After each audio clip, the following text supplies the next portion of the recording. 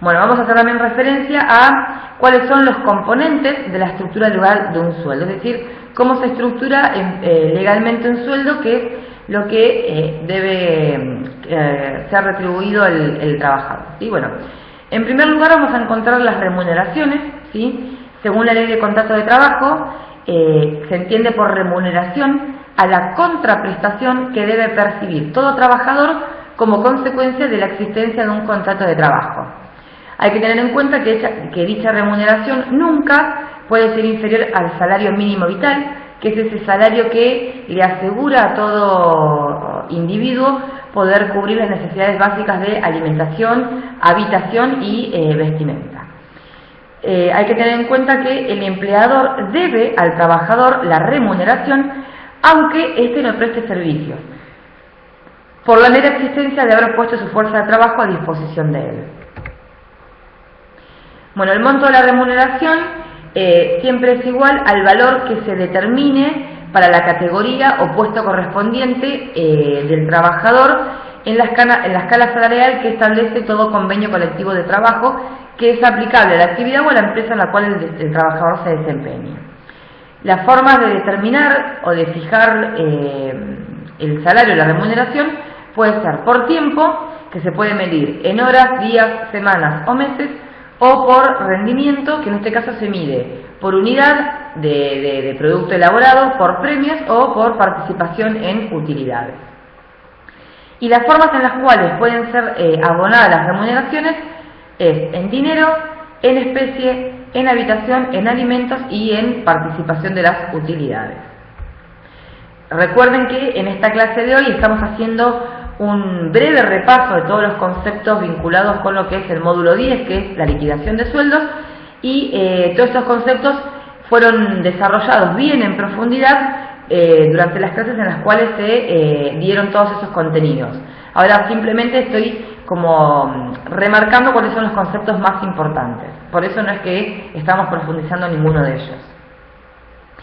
Bien, también podemos encontrar dentro de las remuneraciones las denominadas prestaciones complementarias, que generalmente son remuneraciones complementarias que engrosan la remuneración o el sueldo que debe percibir el trabajador, ¿sí? Bueno, dentro de estas prestaciones complementarias vamos a encontrar los viáticos, que son considerados como remuneración, excepto en la parte que efectivamente es gastada y acreditada por medio de comprobantes. También encontramos las comisiones, que son abonadas al trabajador cuando ese trabajador es remunerado en base a comisión, y esta se liquida siempre sobre las operaciones que han sido concertadas. Y también encontramos las propinas, que son consideradas parte de la remuneración siempre y cuando revistan carácter de habituales y no estén prohibidas. Bueno, respecto al periodo de pago de las remuneraciones, las mismas deben realizarse en uno de los siguientes periodos. Para el personal mensualizado, generalmente al vencimiento de cada mes calendario. Por eso generalmente el periodo de pago o de cobro, digamos, del personal mensualizado comienza a regir desde el primero de cada mes hasta el 10º día hábil, ¿sí? Después, al personal remunerado a jornal o por hora, generalmente puede optarse por abonársele por semana o por quincena. Y al personal que es remunerado por pieza o por medida, se le suele abonar cada semana o quincena respecto a los trabajos concluidos en dichos periodos y una suma proporcional respecto del valor del resto del trabajo realizado. Bien, otro de los componentes de la estructura legal de un sueldo son los descuentos, que son las retenciones de importes efectuadas por parte del empleador y que están destinadas al Instituto Nacional de Servicios Sociales para jubilados y pensionados y a la obra social que elija cada empleado. En la actualidad, el porcentaje total de los aportes que son descontados de la remuneración que debe percibir el trabajador asciende al 17%.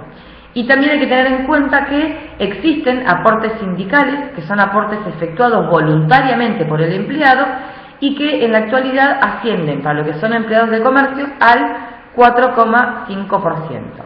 Bueno, en los cuadros que ustedes tienen a continuación se establecen los porcentajes específicos que se destinan a cada retención y a cada aporte, ¿sí? Y hay que tener en cuenta que todos estos descuentos, tanto las retenciones como los aportes, se deben calcular siempre sobre el sueldo bruto.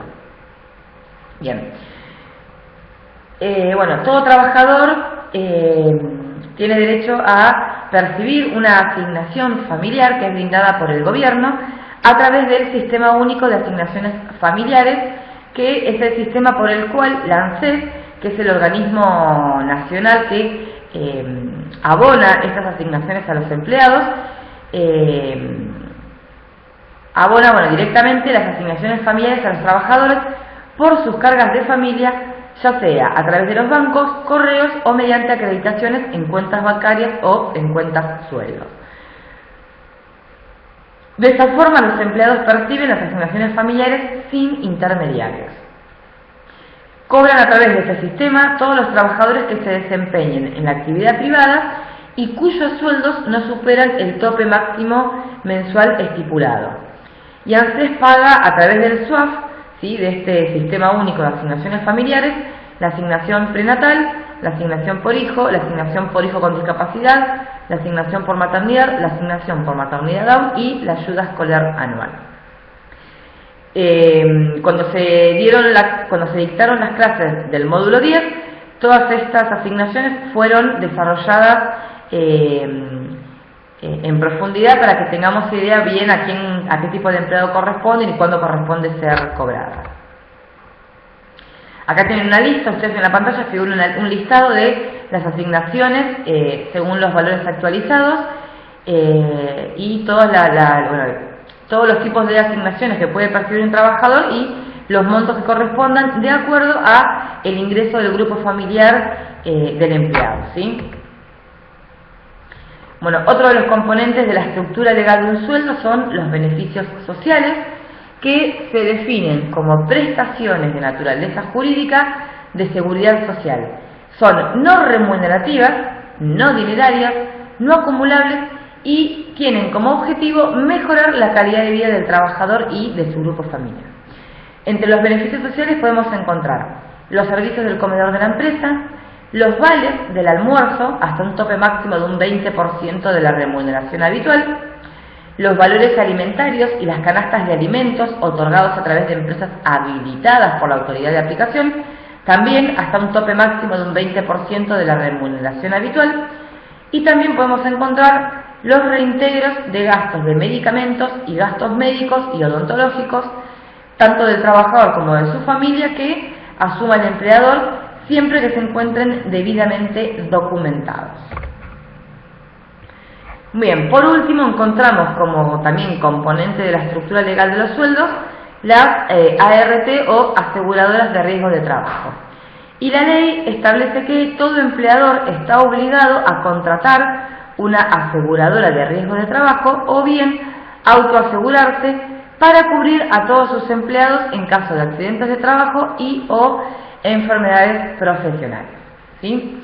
Bueno, teniendo en cuenta estos 5 componentes de las remuneraciones y teniendo en cuenta cómo se dividen cada uno, podemos determinar así cuál es el sueldo de bolsillo que corresponde abonar o la estructura para poder determinar el sueldo de bolsillo que debería cobrar todo trabajador.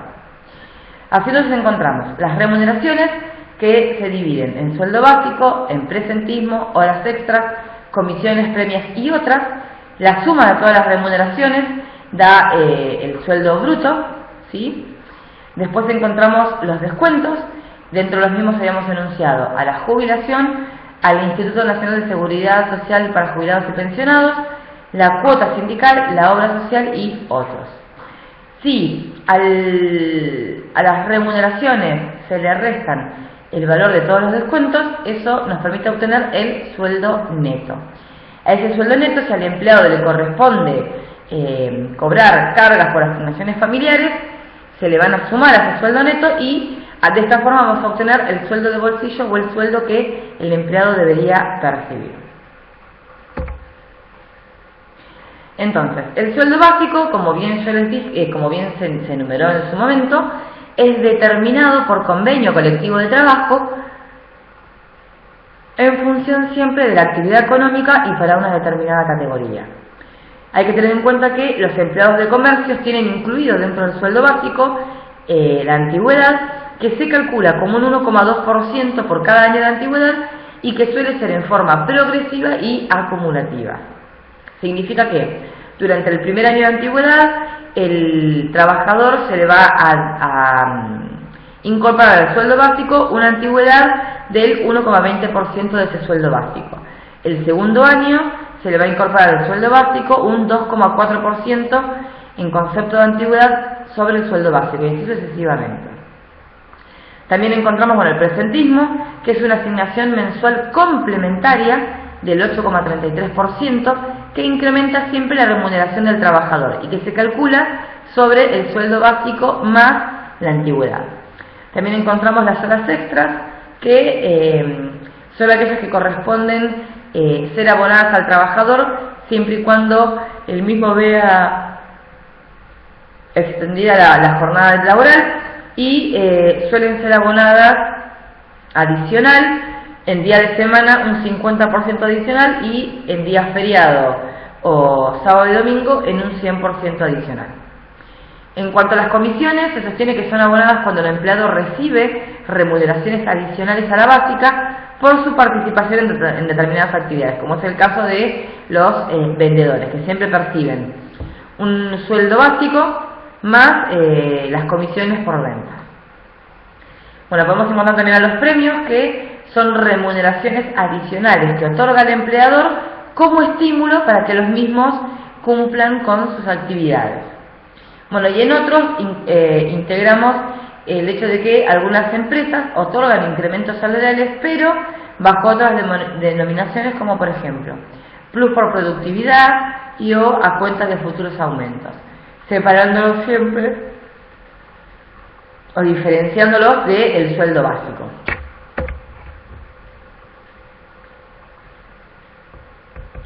Bien, el sueldo neto, como bien les había dicho hace un ratito, es el sueldo que surge como resultado de restar al salario bruto, que es la suma de todas las remuneraciones que corresponde abonarle al empleado, las deducciones que determina la ley, ¿sí? Que son las retenciones y los aportes. Y el sueldo de bolsillo es el sueldo neto, es el sueldo que surge cuando se adiciona al sueldo neto las asignaciones familiares que corresponde que perciba el empleado. Tengan en cuenta entonces que en caso de que un empleado no deba percibir asignaciones familiares, el sueldo neto va a ser equivalente al sueldo de bolsillo.